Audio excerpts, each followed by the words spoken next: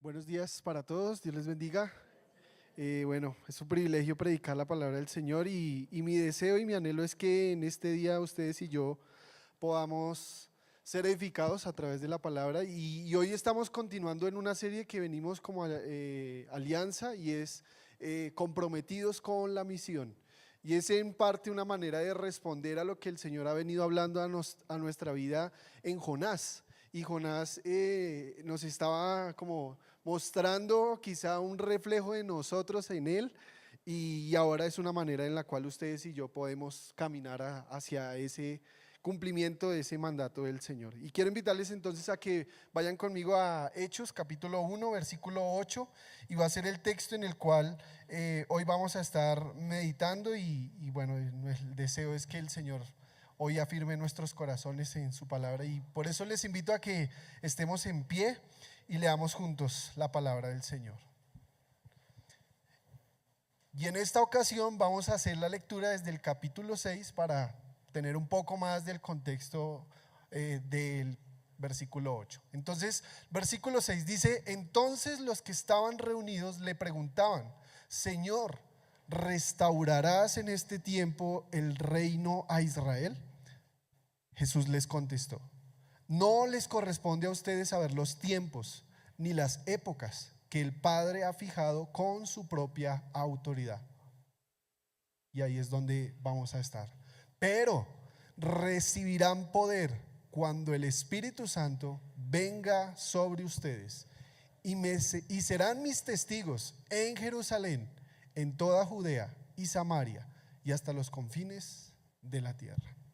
Amén. Puede tomar asiento. Y el contexto de este pasaje creo que es demasiado importante porque nos ayuda y nos pone un poco más en la realidad de un versículo que creo que cuando se habla de la misión de Dios, cuando se habla de un tema como este, siempre sale a relucir.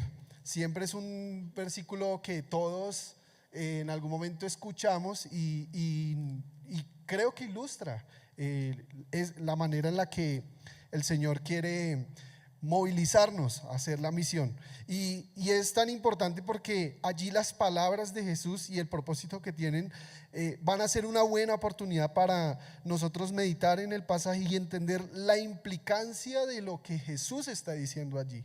Y cómo esto, aunque involucró a la iglesia en ese momento, también nos involucra a nosotros hoy.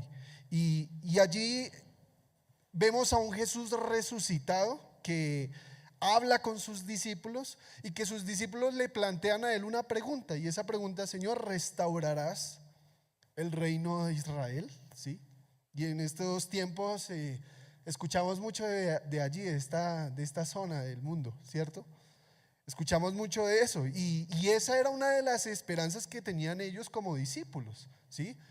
Bueno, estamos bajo un imperio que nos domina, que estamos bajo esa autoridad, y quizá al ver a Jesús resucitado para ellos podría haber representado una esperanza bueno, resucitó Jesús, es decir, puede quizá esto ocurrir y es algo que estamos esperando. Pero los discípulos tenían esa expectativa de una quizá restauración más política que otra cosa, ¿sí?, de Israel. Y Jesús allí vemos a través de su respuesta cómo direcciona la atención de ellos hacia la misión de Dios.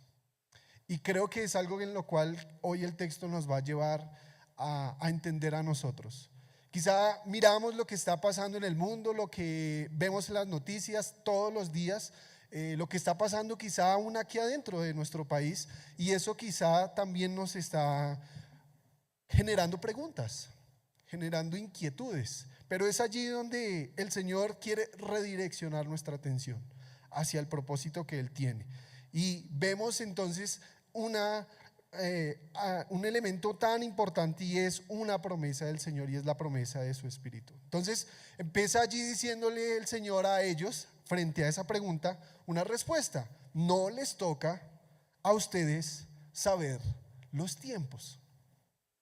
Y esa respuesta con la que Jesús está reorientando la mirada de los discípulos es para que no se detengan a tratar de encontrar una respuesta a ellos, a esa inquietud que como judíos tenían, sino más bien a encaminar sus vidas al propósito del Señor. Y creo que muchas veces podemos ustedes y yo estar inmersos en tratar de entender lo que está pasando en nuestra sociedad, en las personas, y el porqué de tantas realidades, pero lo que estamos anhelando con eso es que esas situaciones cambien. Pero esa fue una de las realidades de los discípulos. Ellos veían su pueblo, veían su nación, veían todo lo que estaba sucediendo allí, y quizá para el Señor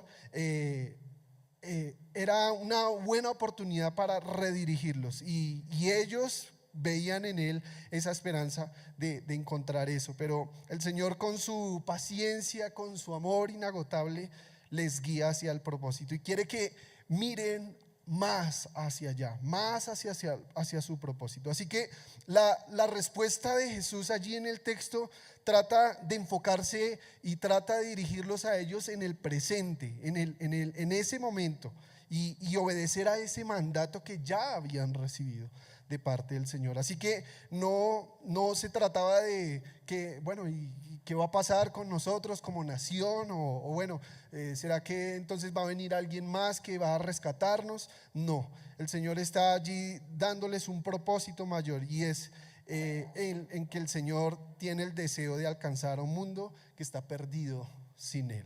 Y por eso viene el pasaje que estamos centrándonos, y dice: recibirán poder.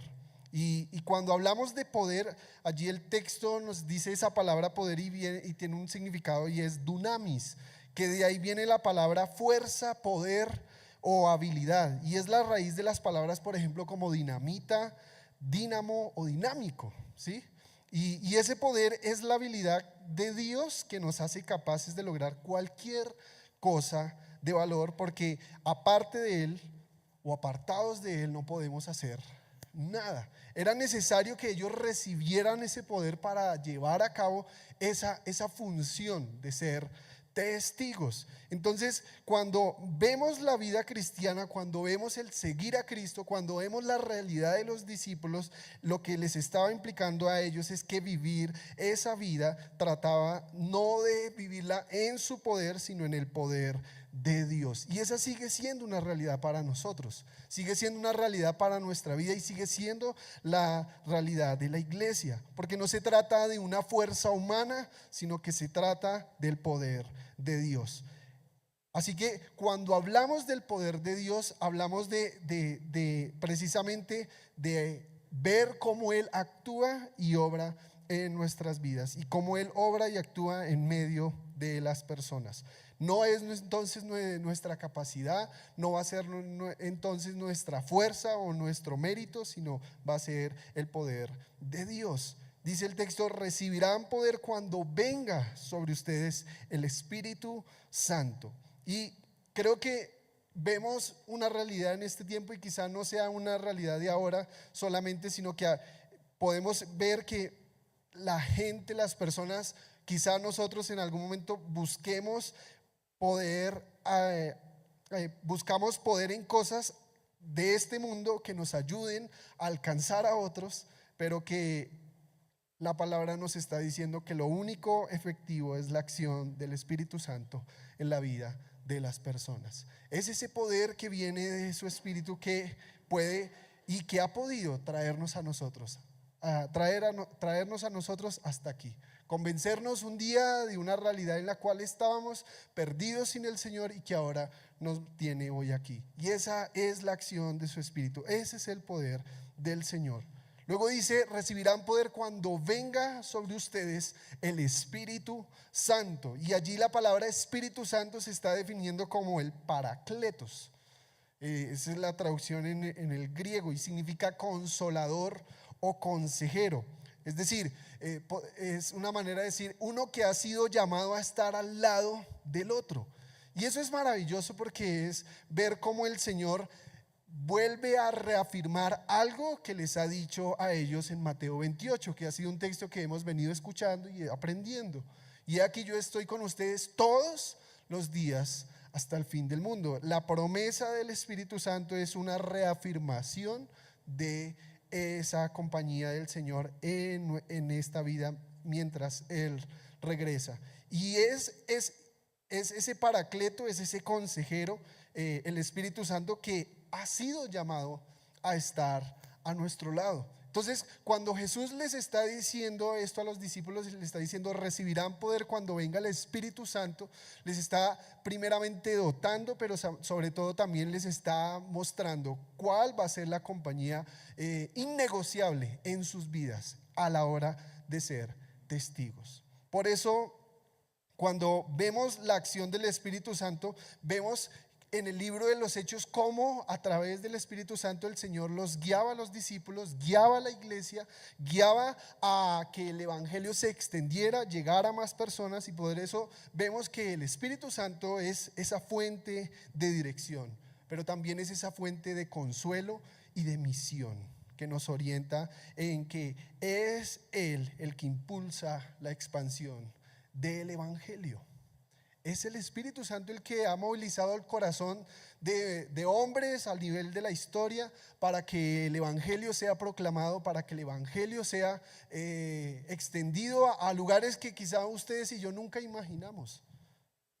Pero nunca podríamos decir: ha surgido de mi sabiduría ha surgido de un día que me levanté y pensé en el África, pensé en una región indígena de Colombia. Ha sido la acción del Espíritu Santo que ha movilizado a la iglesia y que ha movilizado nuestro corazón para ir y hacer la misión.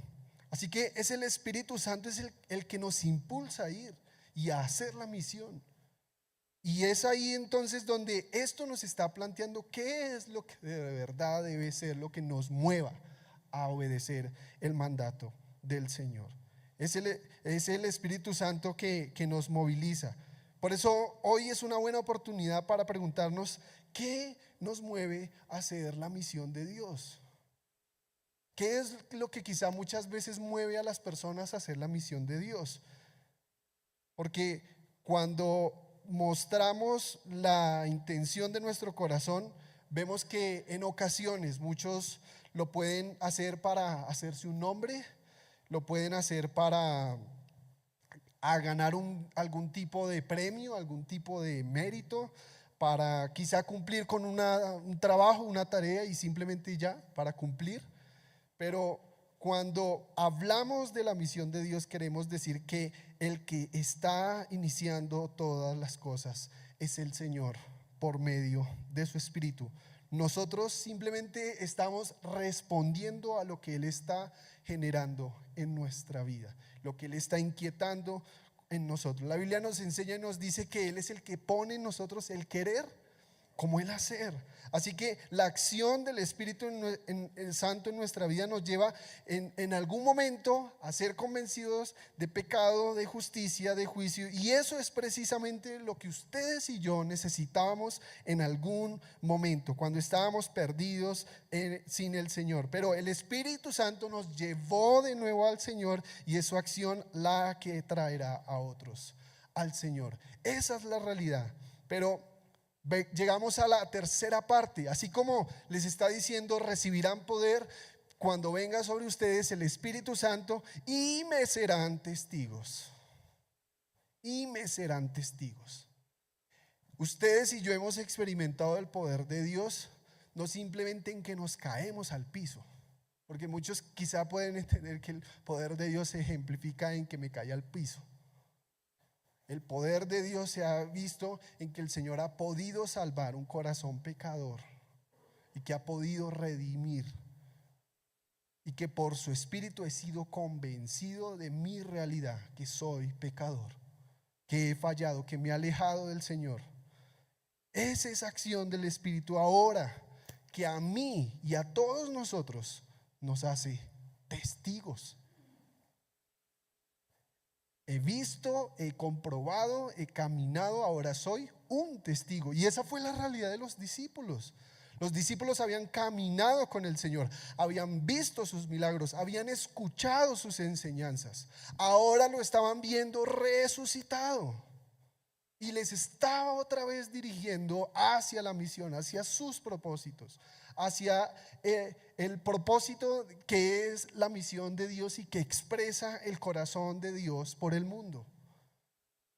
Y por eso, cuando vemos la palabra testigos, podríamos entonces decir, ¿qué es entonces un testigo? Bueno, un testigo es alguien que entonces puede verificar, es decir, tiene conocimiento de primera mano acerca de un hecho, ¿sí? Cuando sucede un accidente, cuando sucede algún tipo de eventualidad, siempre cuando llega a un término legal, se buscan testigos que puedan verificar esos hechos, porque no simplemente una declaración oral hará que haya un argumento de peso para dar un dictamen, ¿sí? Se necesitan pruebas, se necesitan testigos, y en ese caso ustedes y yo somos testigos de ese poder de Dios, porque quizá también nuestra vida sea un ejemplo, un testimonio vivo de lo grande y lo poderoso que el Señor hace en la vida de una persona.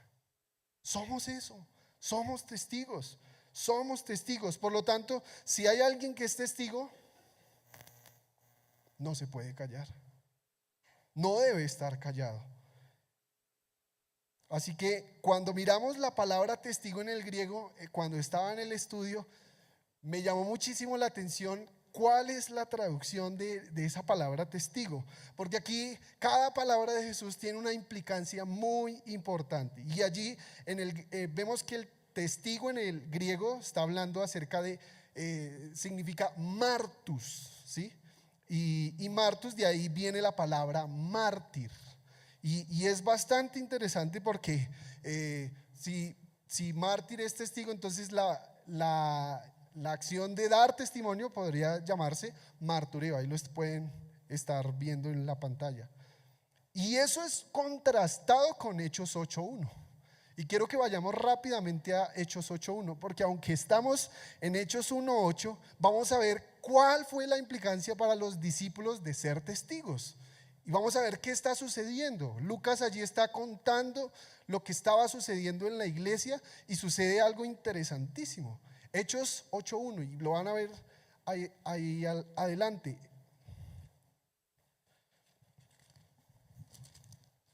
Y dice el texto así: Saulo, ese día comenzó una gran ola de persecución que se extendió por toda la iglesia de Jerusalén, y todos los creyentes, excepto los apóstoles, fueron dispersados por las regiones de Judea y Samaria. ¿Sí? Vino una persecución, y esa persecución llevó a la iglesia a dispersarse, ¿sí? ¿Cuántas veces somos más como la gallina, ¿no? Que queremos es juntarnos. Nos gusta estar juntos, pero también el Señor, vemos que cuando nos hace testigos, también nos está permitiendo compartir el evangelio. Y cuando hablamos entonces de un testigo, cuando hablamos de que eso es lo que implica que en algún momento, al ser testigo, voy a vivir una realidad como esa, entendemos entonces que ser un testigo es un llamado a vivir y proclamar la verdad de Cristo. No simplemente a proclamar, sino a vivir y proclamar la verdad de Cristo. Ser testigo entonces también es una responsabilidad. Estás en la responsabilidad de haber visto y comprobado el poder de Dios y testificar de eso que has visto. Un testigo entonces es alguien que proclama lo que ha escuchado, lo que ha visto y lo que ha experimentado. Y quizá ustedes y yo no podemos decir yo vi al Señor. Quizá los discípulos podían decir yo sí vi al Señor y estoy viendo a Jesús resucitado.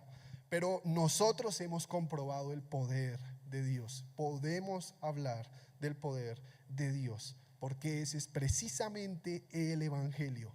Es poder de Dios. Así que cuando hablamos de ser testigos, no es algo que sea opcional, no es algo que podemos escoger, podemos contemplar y mirar, sino que es parte de nuestra identidad cristiana. Como cristianos, así como venimos a la iglesia, así como nos congregamos, así como estamos siendo parte de una comunidad de fe, también tenemos esa identidad de ser testigos del Señor. Hechos 8:1 nos está mostrando esa realidad en la práctica para ellos, lo que implica ser testigos, y eso entonces a nosotros nos puede dar hoy también un panorama claro de lo que significa hacer la misión. Quizá hoy podríamos decir, hacer la misión quizá para nosotros no vaya a representar que vayamos a ser perseguidos de esa manera, pero sí viviremos situaciones que quizá nos llevarán a confiar y a depender muchísimo más de Dios. Pero si estamos caminando hacia hacer la misión, entonces estaremos caminando en lo que el Señor está pidiendo de nuestra vida. Así que el evangelio debemos entender que se expande a través del fiel testimonio de sus testigos. El Señor nos ha llamado a predicar el evangelio. Predicar el evangelio. Creo que cuando vemos capítulos como el discurso de Pedro, ¿qué estaba haciendo Pedro? Estaba predicando a Cristo. Estaba predicando al Señor. Y fue esa predicación la que llevó a miles a que se convirtieran y entregaran sus vidas al Señor. La predicación del evangelio no es algo que debe ser desmeritado, sino que debe ser algo que tenga demasiado valor, y que ustedes y yo estamos involucrados en ello, dando fiel testimonio de lo que hemos visto. Y ese fiel testimonio es su palabra. Su palabra, fiel testimonio de la verdad que hemos escuchado y hemos recibido. Entonces, aunque el hacer la misión, aunque el ser testigos implique en algún momento ser perseguidos o vivir dificultad, lo que vemos allí en el pasaje es que eso no detuvo ni va a detener el propósito del Señor. No va a detener el deseo del Señor de alcanzar al mundo. Más bien, eso nos está confirmando a nosotros que cuando se vive en persecución por causa del evangelio, es cuando el evangelio más va a crecer. Eso es la historia de la iglesia primitiva. Esa es la historia de muchas veces de pueblos, de comunidades, que cuando más perseguidos estuvieron, más el evangelio fue proclamado y Dios fue más glorificado. Ese es nuestro anhelo. Ese es nuestro deseo. Y hay una frase del pastor Sugel Michelin que puede ayudarnos a entender un poco esto. Y él dice: Dios tiene un pueblo en el mundo para que los hombres puedan conocerle a Él a través de ese pueblo. La pregunta para nosotros es: ¿las personas están conociendo al Señor por medio de lo que somos como pueblo, como iglesia? ¿La gente está pudiendo conocer al Señor? ¿Están pudiendo ver al Señor a través de lo que somos como iglesia? Porque hay un lugar al cual debemos ir. Y llegamos a esta parte. Me serán testigos en Jerusalén, en Judea, en Samaria y hasta lo último de Bogotá. Sí, pues puede ser eso lo último de la tierra, ¿cierto? Lo último de Bogotá puede ser para allá. Gracias. Bueno, no es Bogotá, lo último es Suacha, por allá, la última cuadrita, quizá allá arriba del codito, hasta lo último de la tierra. Y eso nos está planteando el lugar al cual Dios nos está llamando a ir. Y si miráramos hacia atrás al momento en el cual Abraham recibe esa promesa del Señor, la cual era: benditas serán en ti todas las naciones de la tierra. Las palabras de Jesús aquí vienen entonces a redirigir la mirada de los discípulos en conocer cuál siempre ha sido lo que mueve el corazón de Dios por las naciones, y cómo ahora ellos, los que nos han precedido y ahora nosotros, podemos caminar pensando no solamente en nuestro lugar, sino la necesidad de que el evangelio se predique en todo lugar. Colombia es un país bastante particular. Esta semana precisamente veía a alguien que daba un comentario acerca de los regionalistas a veces que somos como colombianos, ¿sí? Y puede que hay otros lugares, otros países que no lo sean, pero nosotros somos así, ¿sí? El pastuso, el vallecaucano, el del Pacífico, porque eso es otra onda, el tolimense, el huilense, el paisa, el llanero, ¿sí?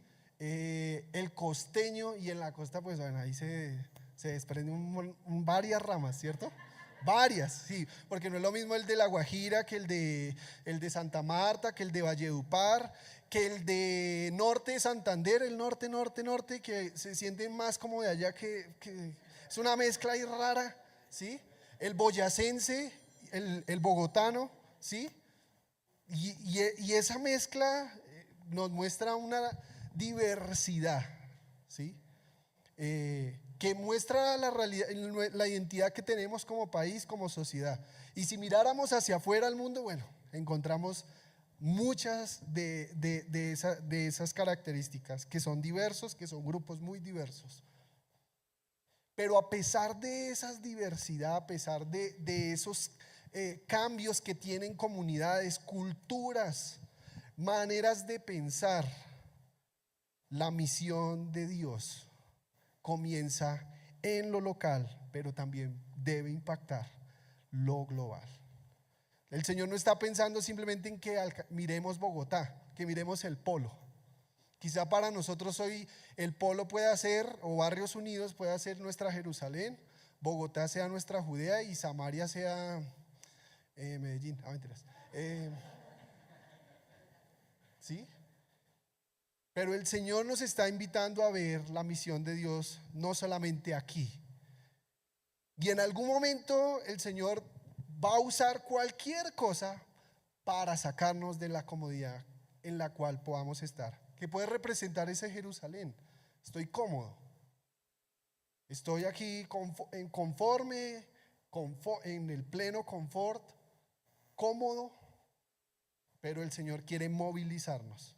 Por eso, al ver cómo el Señor está dirigiendo a los discípulos a todas estas regiones, a todos estos lugares, nos está diciendo que la misión debe ser entonces simultánea. No, primero aquí Jerusalén y después vamos allá.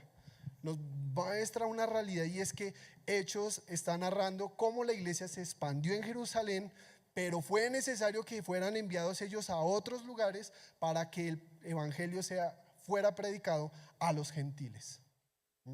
Como por medio del Espíritu el Señor apartó a 2 personas para que llevaran el evangelio a otras comunidades, porque el Señor está pensando en el mundo, en una realidad que es mundial. ¿Y cuál es esa realidad?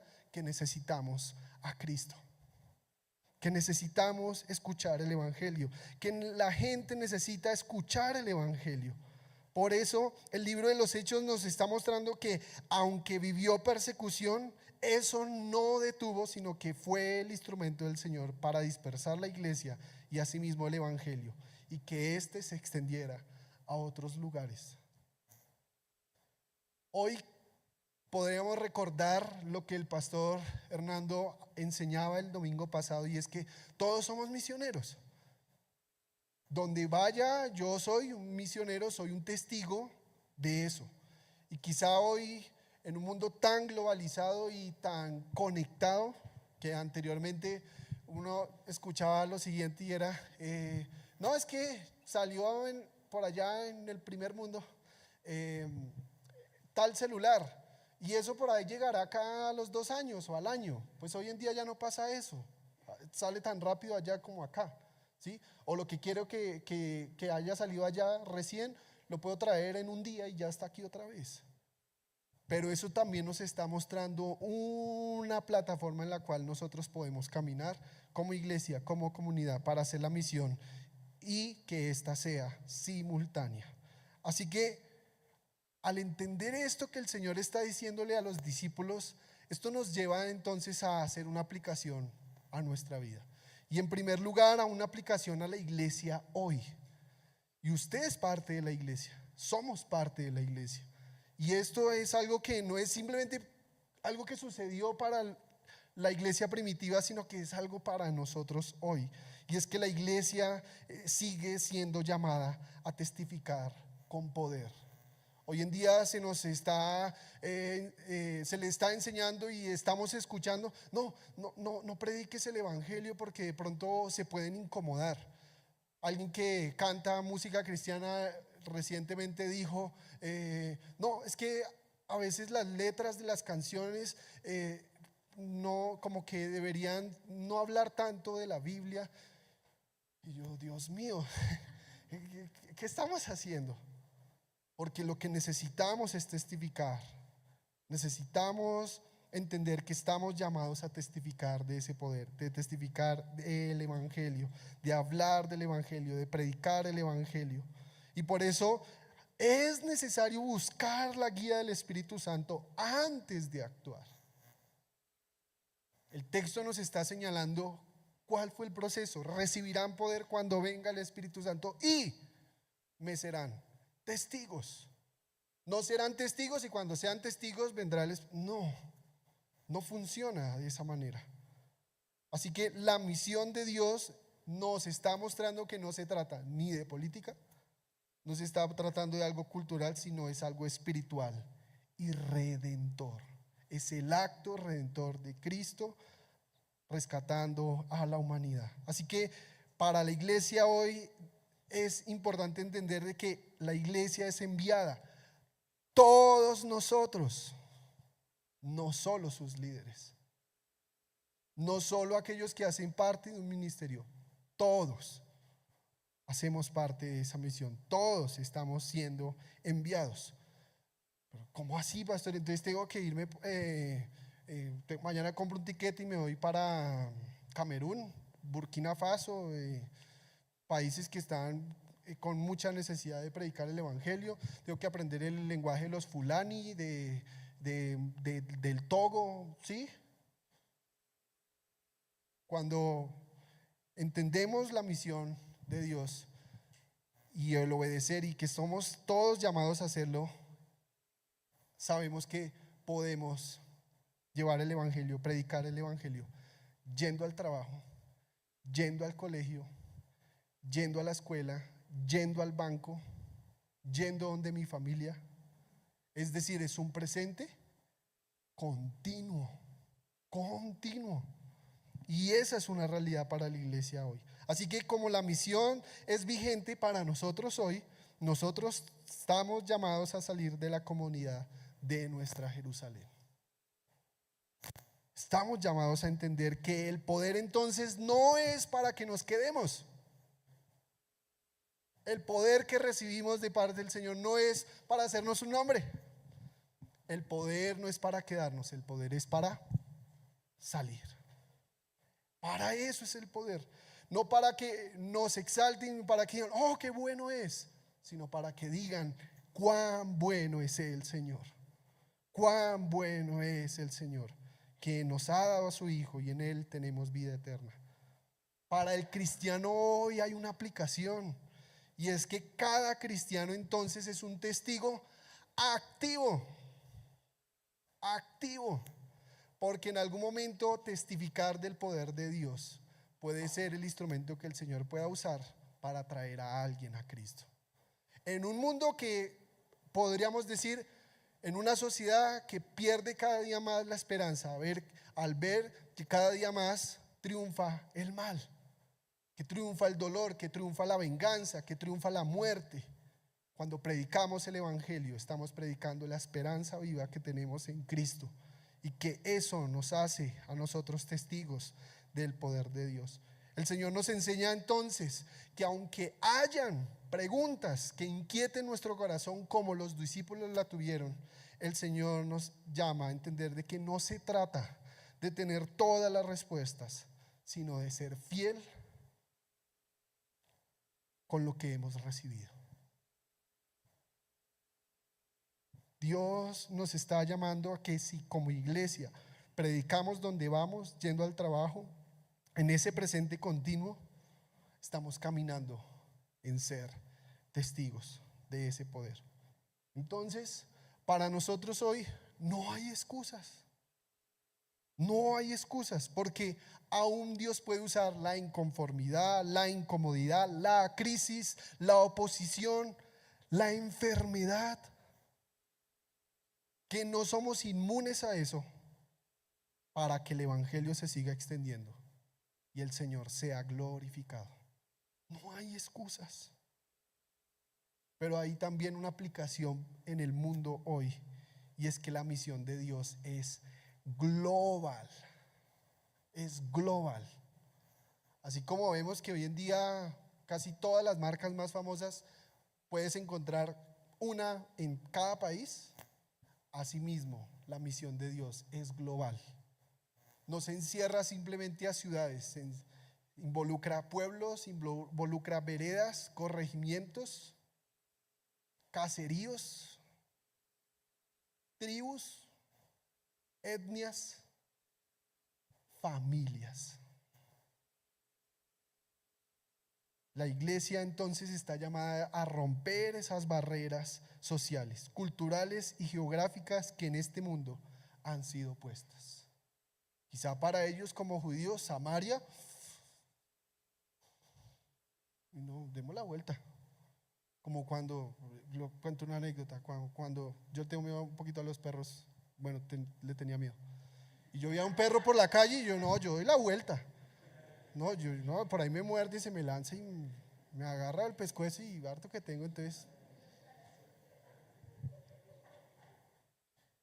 Porque quizá habrá lugares que no sean llamativos. Porque quizá habrá lugares donde decimos y arrugamos la frente. Pero el Señor no arruga la frente cuando ve a los pueblos del mundo. Porque si no arrugó la frente para vernos a nosotros, ¿cuánto más no lo hará con el mundo? Somos llamados a incluir a todos los pueblos. Ningún pueblo, por pequeño que sea, es insignificante para el Señor. Tampoco lo debería ser para nosotros. Así que la historia siempre nos ha mostrado que cuando la iglesia se dispersa, la misión avanza, el evangelio se extiende y Dios es glorificado. Y aún Dios puede usar la situación que vivimos en la vida, los momentos que vivimos en la vida, las situaciones que llegarán en algún momento, para que Él sea conocido, para que Él sea visto, para que Él sea glorificado. Para que no digan, oh, qué bueno fue Daniel, no, que digan, cuán bueno ha sido Cristo, cuán bueno ha sido Él. Así que no estamos llamados simplemente como iglesia a ser un elemento más de consumismo, que muchos quizá lo han visto así. La iglesia está llamada a ser la expresión del amor de Dios a la humanidad. De eso se trata ser testigos. De eso se trata estar aquí. Y a eso el Señor nos quiere movilizar. Señor, yo quiero agradecerte en este día. Queremos agradecerte, Señor.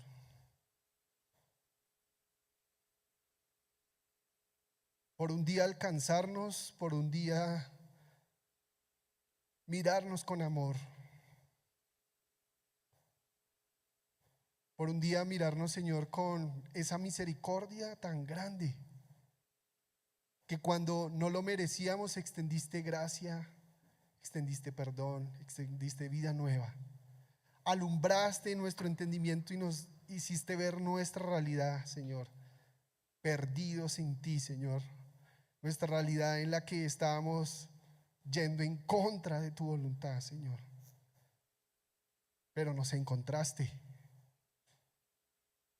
Y hoy podemos dar gracias, Señor, pero el agradecer es una manera de testificar de lo que tú has hecho en nuestras vidas.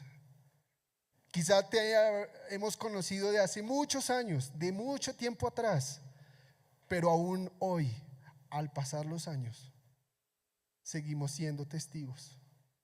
de ese poder tuyo, Señor. Gracias, Señor, porque a pesar de que quizá muchos, Señor, no tengamos el mismo don ni los mismos talentos, Señor, tú crees, Señor, y estás confiado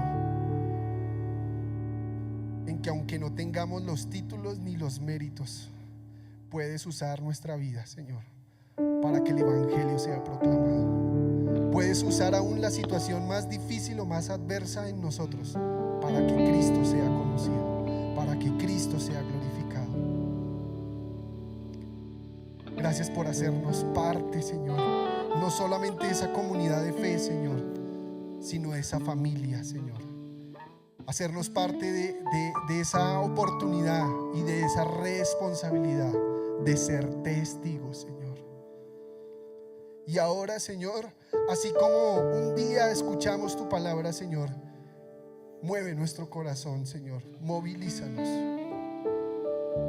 de nuestra comodidad, quizá, para ver a los pueblos del mundo, para ver a las familias de la tierra, a la familia de mi vecino, a la familia de mi amigo que vive al frente, a la familia de el señor de la tienda, a la familia de mi compañero del trabajo, a la familia del compañero de mi hijo en el colegio.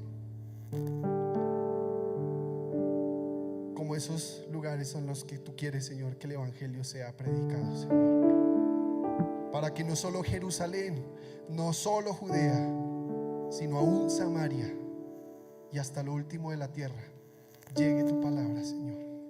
Movilízanos, Señor.